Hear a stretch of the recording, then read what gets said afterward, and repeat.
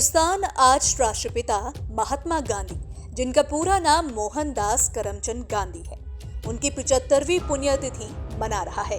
देश से लेकर विदेशों तक बापू से जुड़े कई ऐसे किस्से कहानियां इतिहास के पन्नों में दर्ज हैं, जो किसी भी मानव जीवन के लिए प्रेरक बन जाए।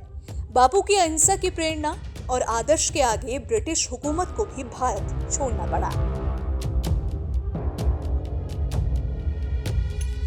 गुजरात के पोरबंदर में बापूजी का जन्म 2 अक्टूबर 1869 को हुआ। पिता करमचंद गांधी और माता पुतलीबाई धार्मिक एवं सात्विक जीवन में विश्वास किया करते थे। इसका असर बापू के जीवन में भी देखने को मिलता है। बापूजी नियमित तौर पर श्रीमद् भगवद गीता का पाठ किया करते थे। कहा जाता है कि दिल्ली के बिरला भवन में बापू को जिस वक्त गोली मारी गई तो उनके मुख आखिरी शब्द हे राम निकला। और बापू को गोली मारने के बाद नाथूराम गोडसे तथा उनका साथ देने के आरोपी नारायण दत्तात्रेय आप्टे ने आत्मसमर्पण कर दिया। अदालत में जज के सामने नाथूराम गोडसे के बयान दर्ज हुए। गोडसे ने अपने आखिरी बयान में कहा, सम्मान, कर्तव्य तथा अपने देशवासियों के प्रति प्यार कभी कभी हमें अहिंसा के सिद्धांत से हटने के लिए बाध्य कर देता है। मैं कभी ये नहीं मान सकता कि किसी आक्रामक का सशस्त्र प्रतिरोध करना कभी गलत अथवा अन्यायपूर्ण भी हो सकता है। प्रतिरोध करने और अगर संभव हो तो ऐसे दुश्मन को बलपूर्वक वश में करना हो, मैं एक धार्मिक एवं नैतिक कर्तव्य मानता हूँ।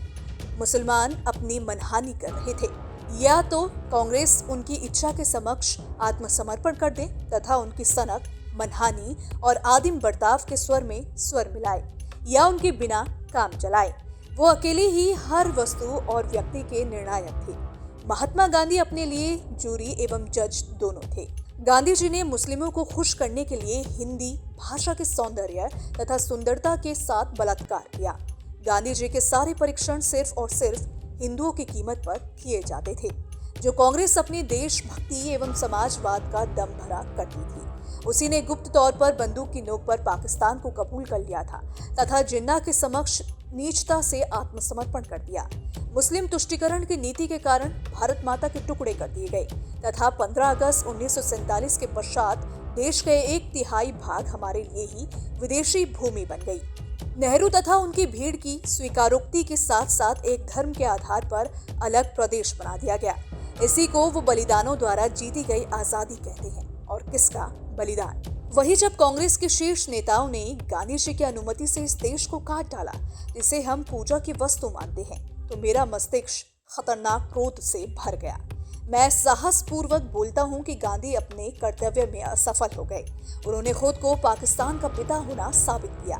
मैं बोलता हूँ कि मेरी गोलियां एक ऐसे शख्स पर चलाई गई थी जिसकी नीतियों एवं कार्यों से करोड़ों हिंदुओं को सिर्फ बर्बादी एवं विनाश ही प्राप्त हुआ। ऐसी कोई कानूनी प्रक्रिया नहीं थी जिसके द्वारा उस दोषी को सजा दिलाई जा सके। इसलिए मैंने इस घातक मार्ग का अनुसरण किया। मैं अपने लिए माफी की गुजारिश नहीं करूंगा। जो मैंने किया उस पर मुझे गर्व है। मुझे कोई शंका नहीं है कि इतिहास के ईमानदार लेखक मेरे काम का वजन तोलकर भविष्य में किसी दिन इसका उचित मूल्यांकन करेंगे। जब तक सिंधु नदी भारत के ध्वज के नीचे से ना बहे, तब तक मेरी अस्थियों का विसर्जन मत करना।